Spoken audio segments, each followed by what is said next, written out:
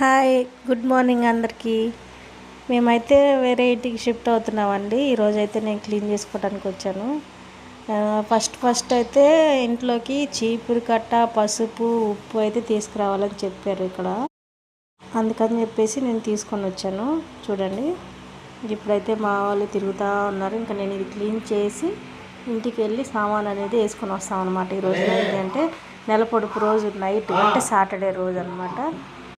రోజు ఇస్తున్నాను కాబట్టి ఈరోజు అంటున్నాను అనమాట. సామాన్ అయితే మేము వేసుకొని వచ్చేసాం ఆటోకి.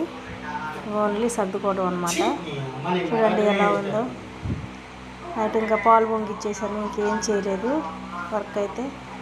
మరుసటి రోజు సర్దుకున్నామండి. పాలు ఎంత పొంగితే ఇంట్లో సిరి సంపదలు అలా ఉంటాయని ఎవరో చెప్పారు. మరి అది ఎంతవరకు నిజమో కాదో మీరు అనేది నాకు చెప్పాలి, నాకు కూడా తెలీదు.